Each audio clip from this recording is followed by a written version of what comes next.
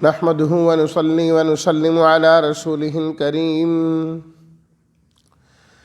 أما بعد فأعوذ بالله من الشيطان الرجيم بسم الله الرحمن الرحيم كل الطعام كان حلا لبني إسرائيل إلا ما حرم إسرائيل على نفسه من قبل أن تنزل التوراة قل فأتوا بالتوراة فاتلوها إن كنتم صادقين فمن افترى على الله الكذب من بعد ذلك فأولئك هم الظالمون قل صدق الله فاتبعوا ملة إبراهيم حنيفا وما كان من المشركين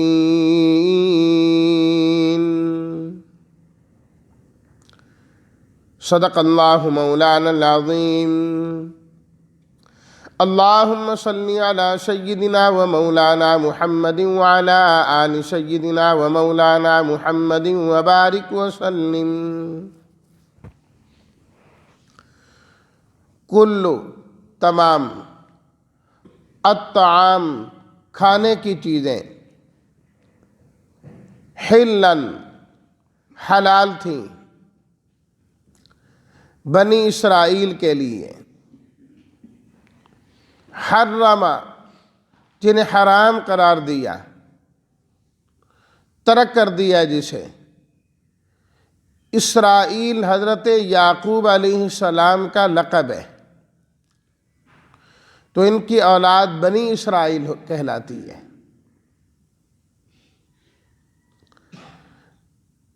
تنزل اتارا جائے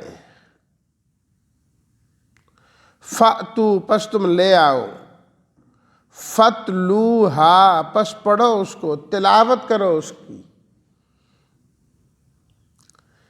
فَمَنِ افطرا جس نے باندھا گھڑ لیا الکذب جھوٹ کو صدق اللہ قل صدق اللہ صدق سچ کہا اللہ نے فَاتَّبِعُوا پس تم اتباع کرو پیروی کرو ملت ابراہیمی دین ابراہیم حنیفاً یکسو ہونے والے ترجمہ کل الطعام کان حلا لبنی اسرائیل تمام کھانے کی چیزیں حلال تھی بنی اسرائیل کے لیے سوائے اس کے جو حضرت یعقوب نے اپنی ذات پر خود حرام کیا من قبل ان تنزل التورات پہلے اس سے کہ تورات اتاری جاتی آپ فرما دیجئے تم لے آؤ تورات کو اور اسے پڑھو اگر تم سچے ہو پر جس شخص نے اللہ پر جھوٹ باندھا اس کے بعد پس یہی لوگ ہیں ظالم آپ فرما دیجئے سچ کہا اللہ نے اللہ سچ کہتے ہیں پس تم ملت ابراہیمی کا اتباع کرو جو یکسو ہونے والے تھے اور شرک کرنے والوں میں سے نہیں تھے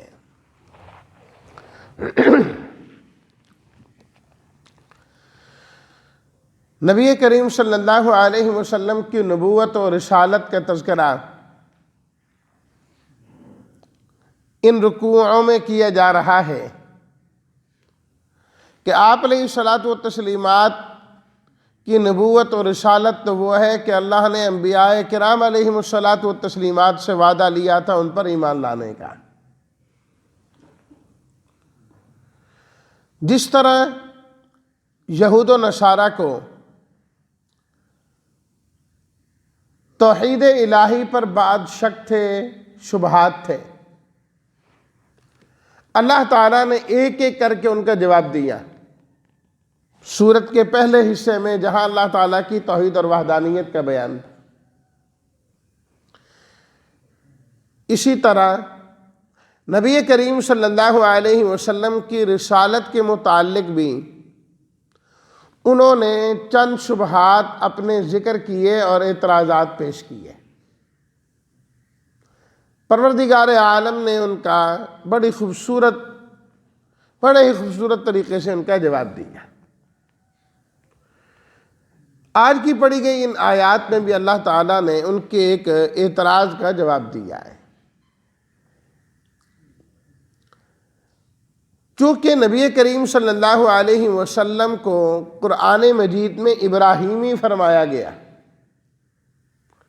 ملت ابراہیمی پر چلنے والے ہیں، بار بار حکم ہے فاتبعوا ملت ابراہیم، فاتبعوا ملت ابراہیم۔ اور پچھلے دروس کے اندر بھی ہم نے پڑھا کہ ان اول الناس بابراہیم للذین اتبعوہ وہذا النبی والذین آمنوا، فرمایا کہ لوگوں میں سے سب سے زیادہ قریب حضرت ابراہیم کے ان کے اپنے پیروکار تھے اور نبی کریم صلی اللہ علیہ وسلم ہے، یہ سب سے زیادہ قریب ہیں آپ کے۔ تو اس پر وہ کہنے لگے کہ اگر آپ حضرت ابراہیم علیہ السلام کی ملت کے پیروکار ہیں، ان کی شریعت کو مانتے ہیں، تو پھر آپ کے ہاں اونٹ کا گوشت کیوں استعمال کیا جاتا ہے؟ آپ لوگ اونٹ کا گوشت کیوں استعمال کرتے ہیں؟ اونٹنی کا دودھ بھی استعمال کرتے ہیں، جبکہ ملت ابراہیمی میں تو اس کی اجازت نہیں ہے، اونٹ کا گوشت استعمال نہیں کیا جا سکتا۔ تو آپ تو خلاف ورزی کرتے ہیں، ملت ابراہیمی کو مانتے نہیں، اور دعویٰ آپ کا ہے کہ آپ ابراہیمی ہیں۔ یہ اعتراض انہوں نے کیا۔ اللہ تعالیٰ نے ان آیات میں اس کا جواب دیا اور ان کا رد کیا کہ تمہارا یہ کہنا کہ ملت ابراہیمی میں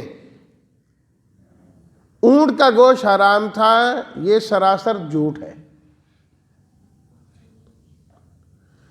کہیں اس بات کا تذکرہ نہیں ہے کہ ملت ابراہیمی میں اونٹ کے گوشت کو حرام قرار دیا گیا ہے، کہیں یہ بات نہیں ہے۔ یہ سب بنائی ہوئی باتیں ہیں کہ ابراہیم علیہ الصلاۃ والتسلیمات پر اونٹ کا گوشت حرام تھا، ہم نے نہیں حرام کیا، سارے حلال چیزیں ان کے لیے حلال تھی اور حرام سب کے لیے حرام ہے۔ فرمایا دیکھو، اگر یہ چیز حرام ہوتی تو اللہ تعالیٰ تورات کے اندر بھی بیان فرماتے۔ تورات تو ابراہیم علیہ السلام کے بعد آئی نا، حضرت موسیٰ علیہ الصلاۃ والتسلیمات پر اسے نازل کیا گیا۔ تو تورات لاؤ، پڑھ کے دیکھو، کہیں لکھا ہوا ہے اونٹ کا گوشت حرام ہے؟ فَاتْلُوهَا إِن كُنتُمْ صَادِقِينَ، پڑھو اسے۔ اگر حرام ہوتی تو تورات کے اندر بھی لکھا ہوتا۔ اصل بات اور حقیقت یہ ہے کہ حضرت یعقوب علیہ السلام جو بیٹے ہیں حضرت اسحاق کے، اور حضرت اسحاق بیٹے ہیں حضرت ابراہیم علیہ السلام کے، حضرت یعقوب علیہ السلام جو تھے ان کو تکلیف ہو گئی عرق النسا،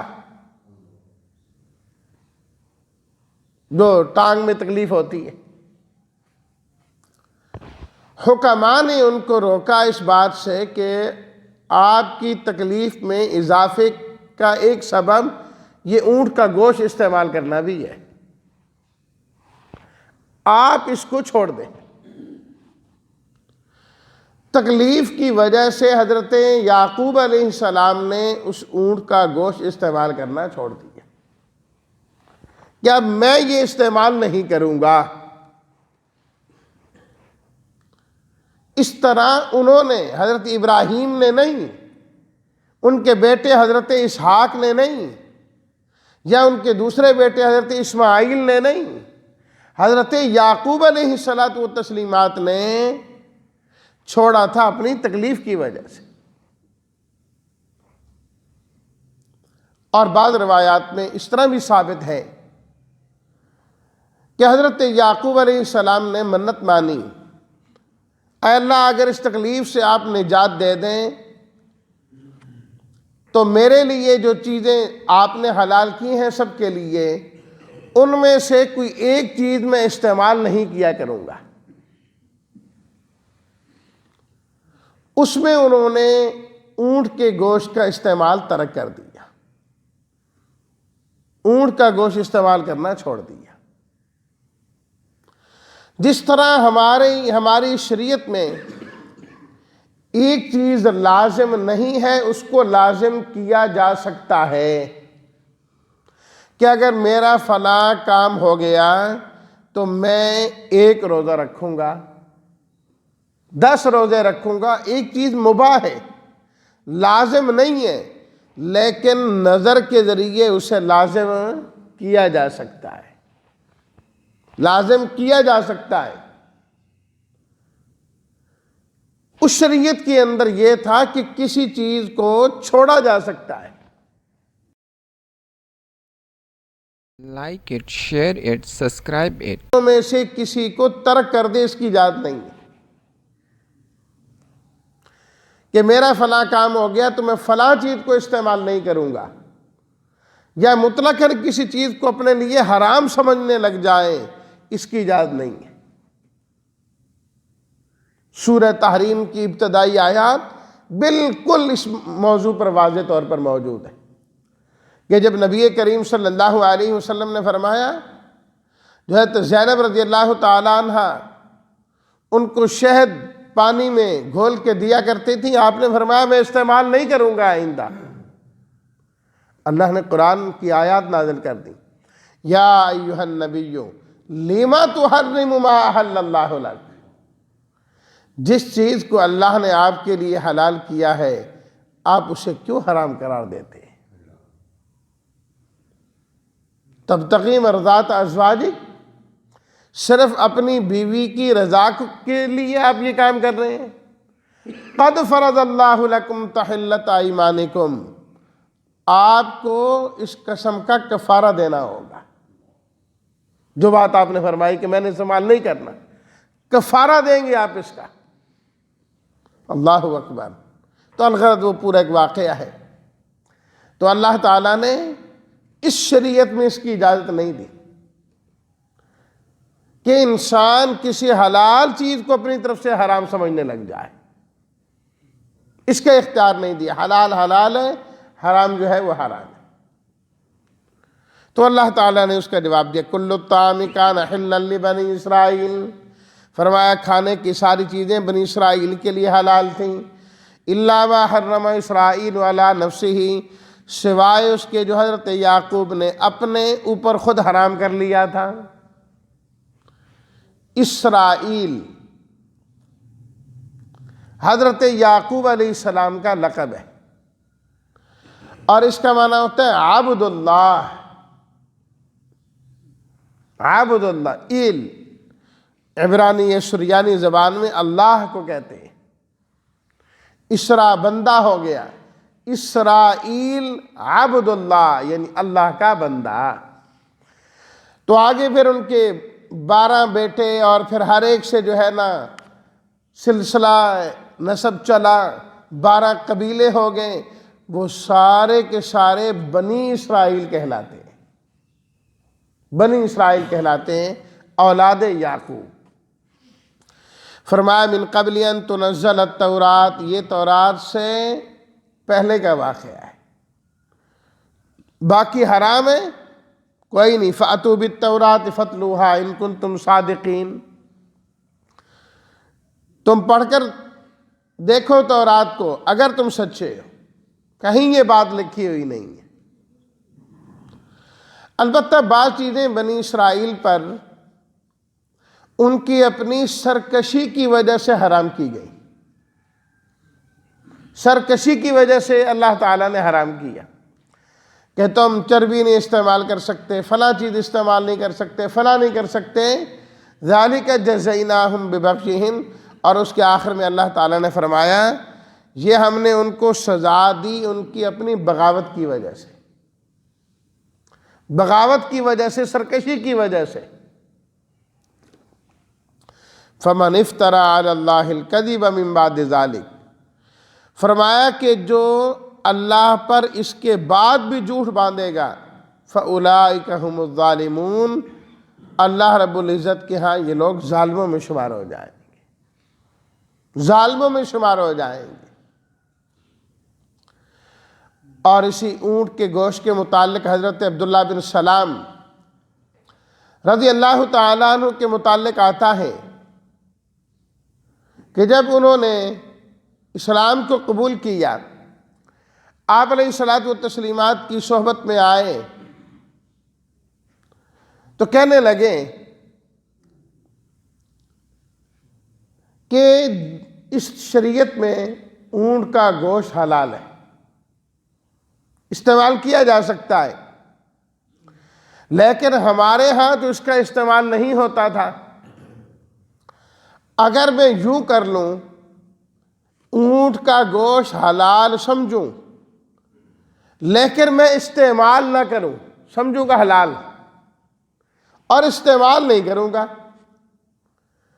تاکہ دین اسلام پر بھی عمل ہو جائے اور جو بنی اسرائیل تھے اور جو یہودیت تھی اس پر بھی عمل ہو جائے گا. کیونکہ کسی چیز کے حلال ہونے کا مطلب یہ تو نہیں ہوتا نا کہ اس چیز کو لازمی ہی استعمال کرنا ہے. کیا ہر آدمی دنیا کے اندر جتنی چیزیں ہیں حلال ہیں ہر ایک کو استعمال کرتا ہے؟ نہیں کرتا، نہیں کرتا. عام جو کھانے پینے کی چیزیں ہیں وہ کھاتا رہتا ہے. کتنے لوگ ہیں جنہوں نے جو ہے نا ہرن کا گوشت کھایا، شتر مرغ کا گوشت کھایا، ان چیزوں کو نہیں کھایا، حلال ہے لیکن نہیں استعمال کرتے. کتنے لوگ، نہیں موقع ملتا، حلال تو ہے نا. تو حضرت عبداللہ بن سلام رضی اللہ تعالیٰ عنہ بھی یہ کہنے لگے کہ میں حلال تو سمجھوں گا پر استعمال نہیں کروں گا. اللہ نے قرآن کی آیت نازل کر دی، یا ایھا الذین آمنوا ادخلوا فی السلم کافہ، اے ایمان والو پورے کے پورے اسلام میں داخل ہو جاؤ، پورے کے پورے داخل ہو جاؤ اسلام میں. یہ نہیں یہودیت بھی قائم رکھنی ہے اور اسلام کو بھی قائم رکھنا ہے، ایک چیز چلے گی. اگر دین اسلام کو قبول کیا ہے دل و جان سے، حلال بھی سمجھنا ہے، موقع آیا تو استعمال بھی کرنا ہے، موقع آیا تو استعمال بھی کرنا ہے. یہ ہے دین اسلام. قل صدق اللہ، آپ فرما دیجئے اللہ تعالیٰ جو فرماتے ہیں سچی فرماتے ہیں. اللہ کی ہر بات سچی ہے، اللہ کی ہر بات سچی. ومن اصدق من اللہ قیلا ومن اصدق من اللہ حدیثا، فرمایا اللہ سے زیادہ سچی بات ہو کس کی سکتی ہے. فرمایا یہ ہے پوری حقیقت جو ہم نے بیان کر دی، اور یہ خواہ مخواہ اعتراض کر رہے ہیں نبی کریم صلی اللہ علیہ وسلم.